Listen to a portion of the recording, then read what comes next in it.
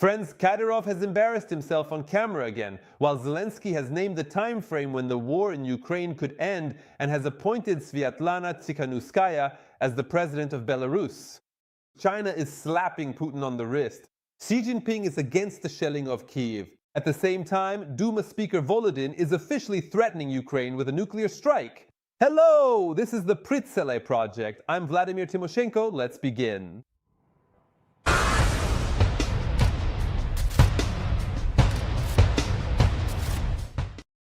So shall we begin then? You surely know what we're starting with the Chechen disgrace by the name of Kadyrov. He just started advertising an energy drink. You think I'm joking? No, P. And this is happening while Putin isn't exactly supporting Kadyrov's candidacy in the upcoming so-called elections in Russia.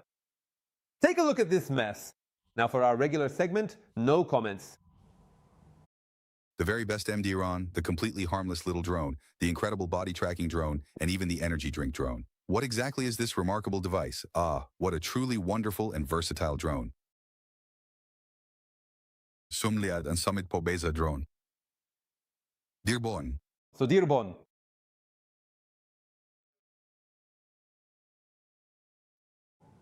How adorable. The very best drone, the harmless drone, the body drone, or something quite like that, Kadyrov mumbled, barely able to clearly pronounce the words. Yes, that's actually him heavily promoting his son Adam's new energy drink during the recent Super Enduro Cup competition held in the region. Let me remind you, what is the ultimate irony here? It is that Kadyrov himself, back in 2013, implemented a total and complete ban on all energy drinks in Chechnya, claiming they cause uncontrollable aggression and deep depression, even comparing them to dangerous poisonous substances. And so now we see the perfect example of double standards, true Kadyrov style. But anyway, now let's talk about something truly important.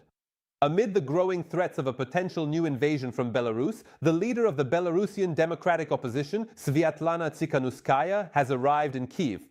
During this visit, President Zelenskyy didn't miss the chance to cleverly troll the mustachioed war criminal Lukashenko. During his address to the participants of the 4th International Summit of Cities and Regions, Partnership, Resilience, Readiness, the president of Ukraine recalled the self-proclaimed president of Belarus. He raised him in this very specific manner to take a close look at this, as it is quite revealing and telling. And recently, President Alexander Lukashenko said that for the leaders of both Ukraine and Belarus, it is high time for them to meet.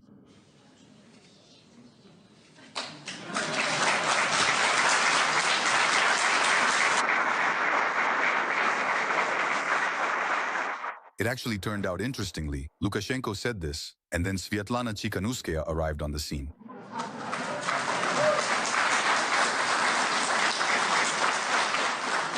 Glad to see you, Sviatlana. Additionally, the publication Ukrainska Pravda reports that on the eve, President Zelenskyy met with the Servant of the People faction, during which he discussed the future prospects for ending the war and the national economy. Zelenskyy allegedly noted that in 6 months, Russia could be forced into substantive negotiations and a final end to the war. How realistic is this particular scenario, considering the current situation on the front line? That is exactly what our next detailed segment is all about. Zelenskyy set a timeline for the end of the war's hot phase. Russia is offsetting failures by striking the rear, a new anti-record for the occupying army on the front lines. More on this in the following segment. The president of Ukraine, Volodymyr Zelenskyy, has revealed the possible timeline for the end of the hot phase of the war. According to Olga Vasilevska-Smaglyuk, a member of parliament from the Servant of the People party, the head of state spoke about this during a meeting with the faction. According to her, the president noted that there is a possibility of ending the hot phase by November, provided that security guarantees are given. Right now, we have significant advantages on the front that we can capitalize on. The main goal is to ensure we do not give the government of the Russian Federation the opportunity to deceive and, after a short pause, recommence new hostilities, a new offensive. In addition, Volodymyr Zelenskyy told the MPs that he is waiting to see who in Europe will now act as the moderator of the peace track. Ukraine is also expecting a delegation from the United States in the near future. At the same time, in his evening address, Zelenskyy stated that Ukraine has stabilized the front. According to him, the positions of the Ukrainian military have become stronger. Thanks to the courage, Thanks to the courage of our people, thanks to advanced drones, various technologies of ours, precision med strikes, and our long-range sanctions, we have finally managed to stabilize the front. we managed to stabilize the front. Meanwhile, the situation for the aggressor country at the front is deteriorating. This was stated by Michael Kaufman, a senior fellow at the Carnegie Endowment, in an interview with New York Magazine. According to him, the way the Russian army is waging the war is yielding fewer and fewer results. The Russian leadership was betting on constant pressure along the entire front line. Not on large-scale breakthroughs, but on intensive small operations along a wide front, aiming to exhaust Ukrainian forces and possibly cause the front to collapse. But that did not happen. And now this seems even less likely, given the adaptation of the Ukrainian military. According to the analyst, Russia is trying to compensate for its failures at the front with strikes on the rear, and because of this, it is ramping up the production of attack drones and increasing the use of ballistic missiles. At the same time, Kaufman notes that Ukraine is in a better position than before. In fact, it is showing better results than most observers had initially anticipated. In the fall of 2024, the situation looked quite difficult, but then the front gradually began to stabilize. The Ukrainian political leadership has a very clear understanding of the real state of affairs. And that is precisely the reason why there is no willingness to agree to unfavorable or burdensome ceasefire terms. The analyst concluded that time is increasingly not on Russia's side. The Russians were counting either on the collapse of the Ukrainian front or on the breakdown of Western support for Ukraine. But neither of these scenarios has materialized. At the same time, the pace of Russian advances is rapidly decreasing. According to reports from the Novosti news agency, in May, Russia captured the smallest area along the front line since March 2024. According to the OSINT project Deep State, from the 1st to the 24th of May, Russia managed to capture only 35 square kilometers of Ukrainian territory. At the same time, the defense forces continue to regain control over Ukrainian territories. Analysts believe that final conclusions about the scale of problems in the Russian army can be drawn by the end of June. If by the time that point is reached the pace of the offensive does not increase significantly, it will be entirely reasonable to conclude that the offensive capabilities of the Russian military have diminished to a significant degree. So friends, now to the most important topic. You remember Putin promises to strike at decision-making centers in Kyiv. Today, for example, State Duma Speaker Volodin even decided to scare the capital of Ukraine with nuclear weapons. But at the same time, friends, pay attention. Xi Jinping, Putin's master, and at the same time the real owner of Russia, enters the game. In response to a specific inquiry, Chinese Foreign Ministry spokesperson Mao Ning, while providing commentary regarding Russia's threats to launch systematic strikes on targets in Kyiv, called on all the relevant parties to refrain from further escalating the ongoing hostilities. What, in fact, is hidden behind such a convoluted wording? We will have more on this in the following segment. Russia continues to escalate its threats not only against Ukraine but also against NATO countries. And against this backdrop, an unexpected signal came from China, the Kremlin's main international partner. Mao Ning, spokesperson for the Chinese Foreign Ministry, commenting on Russia's threats to launch new systematic strikes on Kyiv, stated that China opposes further escalation and urges both sides to return to dialogue. According to the Chinese diplomat, negotiations remain the only way to resolve the war. This statement was made immediately after Moscow effectively announced a new wave of strikes on the Ukrainian capital. The head of the Russian Foreign Ministry, Sergei Lavrov, conveyed a message from Vladimir Putin through U.S. Secretary of State Mark Rubio about Russia's readiness to launch new strikes on Kyiv. But just a day later, contradictory statements began to emerge within Russia itself. The head of the State Duma Defense Committee, Andrei Kartapolov, stated that Russia supposedly does not intend to attack the Verkhovna Rada or the office of the President of Ukraine, since, according to him, they are not centers of decision-making. At the same time, the Kremlin is expanding its list of external enemies. Now, Russian officials are accusing the Baltic states of allegedly allowing Ukraine to use their airspace to carry out strikes on Russian territory. Latvia has also come under another wave of Russian propaganda attacks. Moscow claims that support for Ukrainian drone attacks is allegedly being provided through the Baltic countries. Riga has categorically rejected these accusations, emphasizing that Ukraine possesses its own long-range drones capable of striking targets on Russian territory. Experts believe that such accusations are linked to the Kremlin's attempt to explain to its own population why Ukrainian drones regularly reach the Moscow, Leningrad, Yaroslavl, and other regions of Russia. At the same time, Moscow is showing signs of preparing for a prolonged war. There has been a sharp increase in the number of mobilization orders in Russia. Citizens are being summoned to military enlistment offices under the pretext of updating their personal information, and interest in the topic of mobilization has reached record levels in search engines. In addition, Vladimir Putin has signed new benefits for those wishing to go to war against Ukraine. New contract soldiers and their families are being promised debt forgiveness of up to 10 million rubles, as well as additional social privileges. Against this backdrop, China's position is particularly telling. While the Kremlin threatens Kyiv with new strikes, accuses the Baltic states, and continues to ramp up military mobilization, Beijing is publicly calling for an end to the escalation. This is a signal that Moscow would clearly prefer not to hear. Friends, subscribe to Union to know the truth about what is happening in Ukraine in the rest of the civilized world, and, as they say, in the abyss that is modern Putin's Russia. And by the way, speaking of the Russian abyss, do you know how the nasty little Putin is now luring his loyal Russians into the war? Well, we're about to tell you. So, the Russian dictator Putin has allowed participants in the war against Ukraine and their families not to pay off overdue loans. And by the way, for the first time, the head of the aggressor country allowed soldiers of the occupying army and their relatives not to repay overdue loans back in November 2024. So to speak, Putin is repeating himself. Now that's what you call my respects. Listen, those Kremlin elders would be better off thinking about how to defend their Kaliningrad from the EU. Cannon fodder definitely won't help them with that issue. What do I mean by that? Now pay attention, this is going to be very interesting. For the first time, a drone threat has been declared in the Kaliningrad region. But the propagandists did warn that the EU was preparing to occupy this Königsberg. But for now, it's only about drones. By the way, it could even be a Ukrainian drone, who knows? And as for the Russian war correspondents, they're honestly in shock. They write that everything is calm in Valdai, meaning Putin's residence. So there's no need to worry. The main grandpa's body is very well protected, according to their various Telegram channels.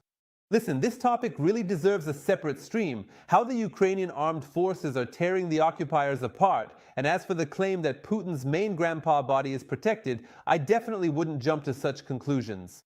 Who is Putin anyway? A KGB officer back in the Soviet Union, and later an FSB agent during Yeltsin's time. So the SBU just recently struck the headquarters of the Russian FSB in the Kherson region? About 100 occupiers were killed or wounded.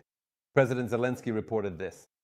I think that in the near future, the main swamp FSB agent, that is Putin, might get hit too. And here are the details.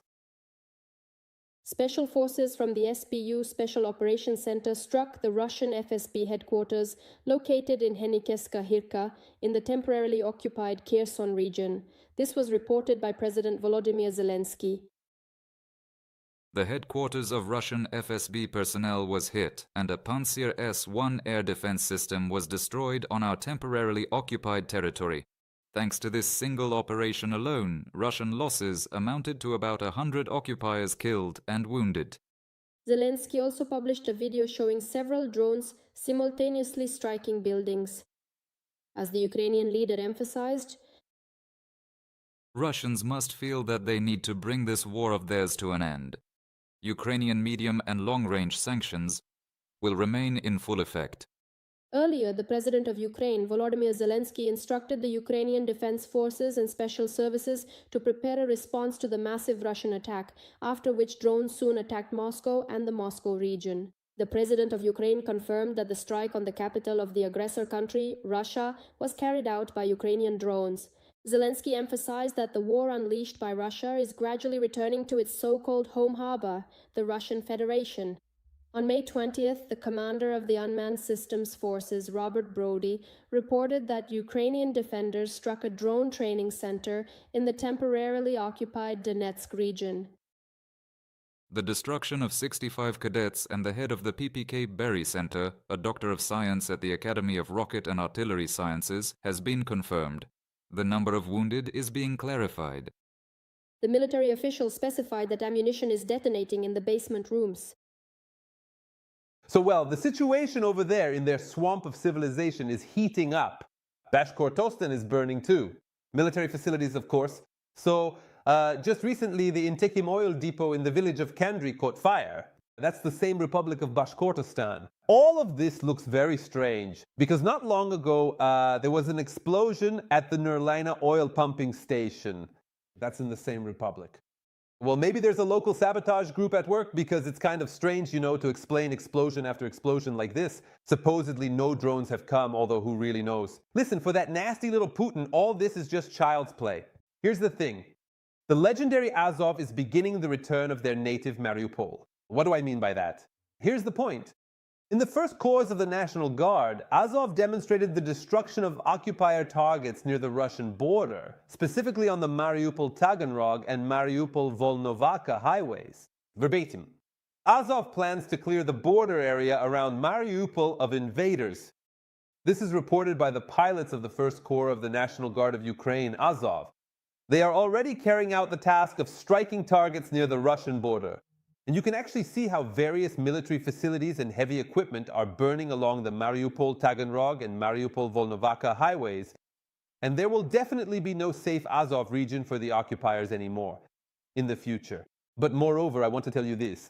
There are no safe places for Russian soldiers anywhere. Want some proof? Well, here you go. Here is a very telling and detailed map that we have prepared especially for you to look at today. Let's take a look at it. An updated map of strikes on Russian logistics. Look, there are more and more points.